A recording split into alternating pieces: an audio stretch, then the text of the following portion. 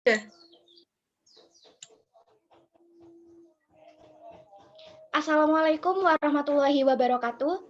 Kami dari kelompok A ingin mempresentasikan mengenai tugas mata kuliah pendidikan kewarganegaraan yang berjudul Black Campaign Pemecah Integrasi. Sebelumnya, perkenalkan nama saya Wanda Tri Utami dan rekan-rekan saya. Saya Stia Vika Frinda Valerin. Saya Ardela Beatrice. Saya Rifa Alumairo. Dan saya Anissa Azakia. Untuk materi yang pertama bisa disampaikan oleh rekan saya. Waktu dan tempat dipersilahkan. Integrasi nasional adalah bersatunya suatu bangsa yang menempati wilayah tertentu dalam sebuah negara yang berdaulat, yang secara umum mencerminkan proses persatuan dari berbagai wilayah yang berbeda. Faktor pendukung integrasi nasional meliputi adanya kepribadian dan cara pandang hidup kebangsaan yang sama, yakni Pancasila. Adanya semangat dalam bergotong royong, solidaritas, dan toleransi. Faktor penghambat integrasi nasional, diantaranya kurangnya kesadaran dalam diri rakyat Indonesia terhadap segala ancaman yang muncul dari luar, dan kurangnya sikap toleransi antar sesama golongan. Integrasi nasional dapat dilihat dari beberapa aspek, yaitu aspek politik, merupakan integrasi politik yang mencakup berbagai macam kegiatan penentuan tujuan-tujuan dan pelaksanaannya. Contohnya Black Campaign atau kampanye hitam. 2. Aspek ekonomi. Merupakan integrasi ekonomi, yakni saling ketergantungan dalam bidang ekonomi antar daerah yang bekerja sama secara khusus. Contohnya globalisasi ekonomi. Yang terakhir, aspek sosial budaya.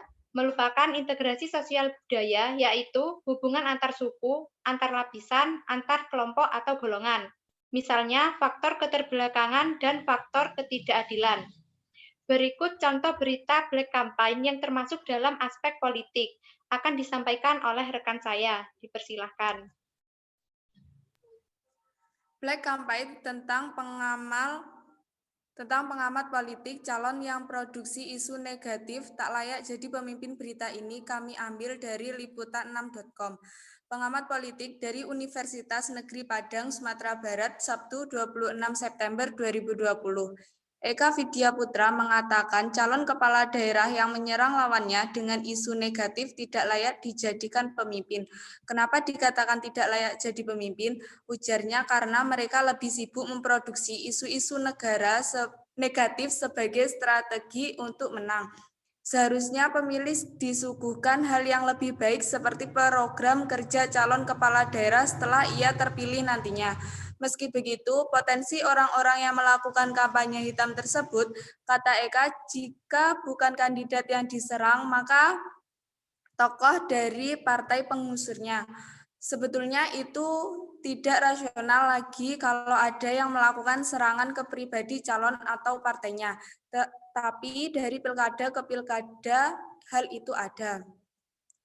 Menurutnya, setelah KPU menetapkan pasangan calon, isu negatif atau beberapa hal yang menjadi sorotan seharusnya sudah selesai sampai di situ.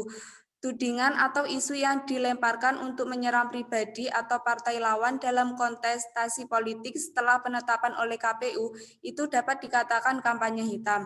Seharusnya, kata Eka, ketika sudah memasuki masa kampanye, maka pasangan calon fokus dalam mengedepankan visi misi dan apa yang akan dilakukan ketika terpilih.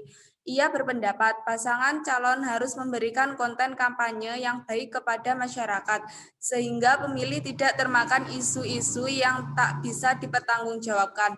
Kalau KPU sudah menetapkan pasangan calon, artinya semua proses administrasi atau semua syarat sudah terpenuhi.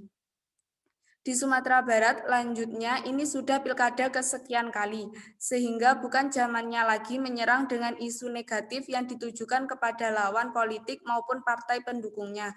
Jadi kalau main serang seperti itu tidak layak untuk dijadikan pemimpin. Setelah itu, apa itu berita pemecah integrasi akan disampaikan oleh rekan saya. Mengapa Black Campaign dapat merusak integrasi? Karena kampanye ini menyerang pada sisi moralitas, integritas, etika, dan nilai-nilai di masyarakat setempat.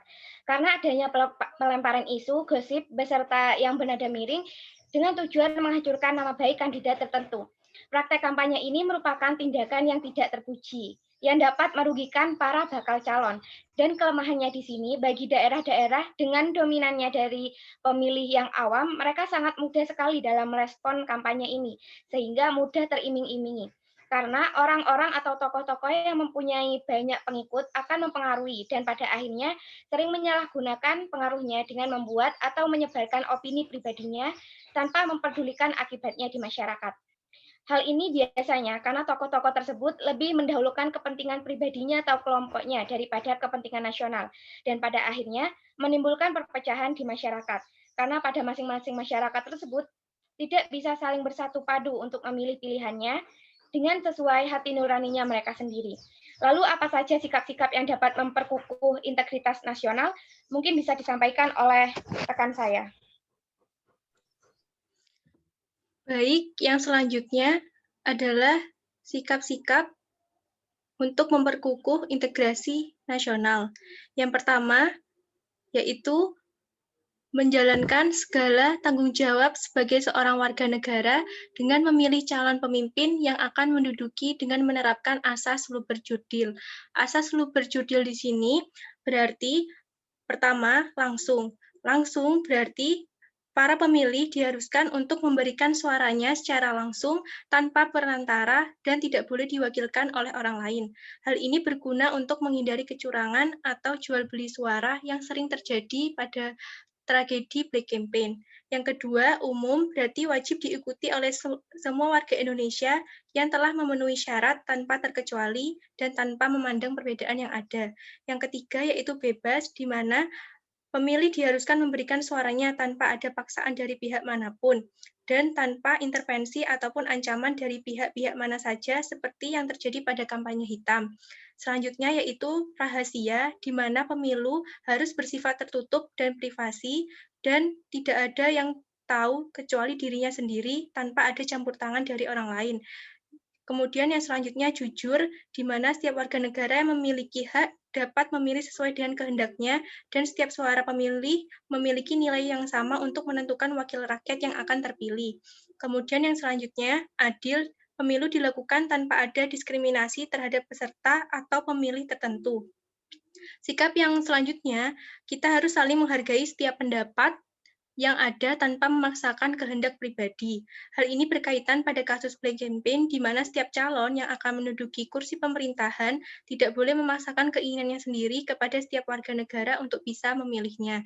Yang terakhir, kita harus saling menciptakan nilai persatuan dan nasionalisme di setiap individu. Hal ini perlu dilakukan agar menghasilkan suatu kampanye yang sehat tanpa adanya pelanggaran ataupun kecurangan. Selanjutnya materi dapat disampaikan oleh saudara saya Anissa. Baik, selanjutnya yaitu cara-cara untuk merawat dan mempertahankan integrasi nasional. Yang pertama, mewujudkan dan mendalami nilai-nilai Pancasila dalam kehidupan kewarganegaraan. Maksudnya yaitu seperti menanamkan nilai-nilai Pancasila, jiwa sebangsa dan setanah air, dan rasa persaudaraan agar tercipta kekuatan dan kebersamaan di kalangan rakyat Indonesia. Yang kedua, meningkatkan rasa nasionalisme dan rasa cinta tanah air, yaitu seperti menghilangkan kesempatan untuk berkembangnya tindakan KKN. Dan yang terakhir, meningkatkan rasa toleransi antar suku, agama, dan budaya, seperti meningkatkan ketahanan rakyat dalam menghadapi usaha-usaha pemecah belahan dari ancaman luar. Terima kasih. Mungkin itu saja yang bisa kami sampaikan mengenai presentasi kali ini. Mohon maaf apabila ada kesalahan kata maupun perbuatan. Kami sampaikan terima kasih dan wassalamualaikum warahmatullahi wabarakatuh.